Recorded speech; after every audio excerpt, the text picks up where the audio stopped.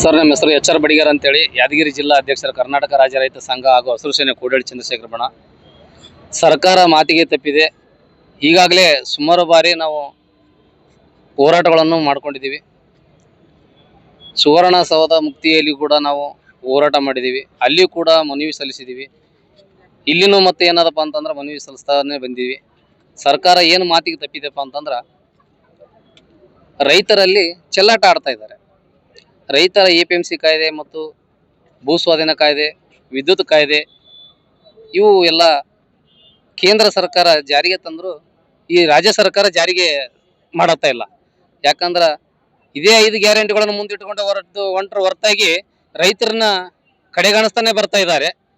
ಕಡೆಗಾಣಿಸ್ತಂತ ಕೆಲಸ ಮಾಡ್ಲಿಕ್ಕತ್ತಾರ. ಯಾಕೆ ಮಾಡ್ಲಿಕ್ಕತ್ತಾರ? ಅದರಲ್ಲಿ ಕೂಡ ನಮ್ದು ತಪ್ಪೇ. ಯಾಕಂದ್ರೆ ಅವ್ರಿಗೆ ನಾವು ಆರಿಸ್ತಂದಿವಲ್ಲ, ನಾವು ರೈತರಿಗೆಲ್ಲ ನಮ್ಗೇನೋ ಒಂದು ಒಳ್ಳೇದು ಮಾಡ್ತಾರ ಅನ್ನೋ ಒಂದು ವಿಚಾರದ ಮೇಲೆ ಇದೊಂದ್ಸಲ ಇರ್ಲಿ ಅಂತ ತಂದಿವಿ. ಇನ್ನೇನು ಮುಂದೆ ಬರ್ತಕ್ಕಂಥ ಚುನಾವಣೆಯಲ್ಲಿ 2028ರಲ್ಲಿ ಅವ್ರು ಬರ್ತೇವೆ ಅನ್ನೋ ಕನಸ್ಕೊಂಡು ಅದು ಕೂಡ ಅವ್ರು ಕಾಣ್ಲಿ. ಯಾಕಂತಂದ್ರ ರೈತರಿಗೆ ಬೆಳೆದಂತ ಬೆಲೆಗೆ ಬೆಂಬಲವನ್ನು ನೀಡ್ತಾ ಇಲ್ಲ. ಏನೇ ಒಂದು ಬೆಳೆಲಿ ಅದಕ್ಕೆ ಬೆಂಬಲ ನೀಡ್ತಾ ಇಲ್ಲ ಸರಿಯಾಗಿ. ಯಾಕೆ ಅವ್ರು ಕೂಡ ಎಲ್ಲಾ ತರನ ತರಕಾರಿ ತಿಂತಾರ, ಅದನ್ನು ರೈತರದೇ. ಅನ್ನ ತಿಂತಾರ, ಅದನ್ನು ರೈತರದೇ. ಒಂದು ಬೇಳೆ ಮೊದಲು ಮಾಡಿ ಏನೇ ತಿಂದ್ರು ಅದು ರೈತರದೇ. ಅದು ಯಾಕೆ ಅದಕ್ಕೆ ನಿಗದಿತ ಬೆಲೆ ಮಾಡ್ತಾ ಇಲ್ಲ? ಒಂದು ಅಕ್ರಲ್ಲಿ ನೋಡಿ, ನೀವು ಒಂದು ಚರಂಡಿಯಲ್ಲಿ ಹೋಗ್ತಕ್ಕಂಥ ನೀರನ್ನು ಫಿಲ್ಟರ್ ಮಾಡಿ ಒಂದು ಬಾಟ್ಲಿಗೆ ಕಿಮ್ಮತ್ ಮಾಡ್ತಾರ ಹೊರತಾಗಿ ರೈತರು ಬೆಳೆದಿರ್ತಕ್ಕಂಥ ಬೆಲೆಯನ್ನು ಮಾಡ್ತಾ ಇಲ್ಲ. ಹೀಗಾಗಿ ತಾವು ತಕ್ಕೋತೀವಿ ಅಂತ ಹೇಳಿದ್ರು, ಯಾವಾಗ ತಿದ್ದುಪಡಿಯನ್ನು ತಕ್ಕೋತೀವಿ ಅಂತೇಳಿ ಒಂದು ಭರವಸೆ ಮಾಡಿ ನಮಗೆಲ್ಲ ನಂಬಿಸಿ ಮೋಸ ಮಾಡಿ ಕುತ್ತಿ ಕೊಯ್ಯಂತ ಕೆಲಸ ಮಾಡಿದ್ರು. ಇವತ್ತಿನ ಮಟ್ಟಿಗೆ ಅದನ್ನು ತಕ್ಕೋತಾ ಇಲ್ಲ. ಎಲ್ಲ ಕೃಷಿ ಸಚಿವರಿಗೆ ಎಲ್ಲರೂ ಬಂದೋಗಿದಾರೆ ಸರ್. ಎಲ್ಲರೂ ಬಂದೋಗಿದಾರೆ. CMಗೂ ಗೊತ್ತದ, ಅವ್ರೆಲ್ಲ ಕರೆಸ್ಯಾರ. ಆ ಟೈಮ್ದಲ್ಲಿ ನಮ್ಮ ಕೋಡಳ್ಳಿ ಸರ್ನ ಕರೆಸಿ ಮಾತುಕತೆ ಆಡಿ ಏನಾದ್ರು ಬಂದ್ರೆ ನಾವು ತಕ್ಕೋತೀವಿ ಅನ್ನತಕ್ಕಂಥ ಮಾತುಗಳು ಹೇಳಿದಾರ. ಮುಂದೆ ಏನಿಲ್ಲ ಸರ್, ನಮ್ಮ ಏನದಪ್ಪ ಅಂದ್ರೆ ಮುಂದೆ ವಿಧಾನಸೌಧದಲ್ಲಿ ನಮ್ಮ ಬಾವುಟನೇ ಆರಿಸ್ತೀವಿ. ನಾವು ರೈತರೆಲ್ಲರೂ ಎಚ್ಚೆತ್ತುಗೊಳಿಸ್ತೀವಿ.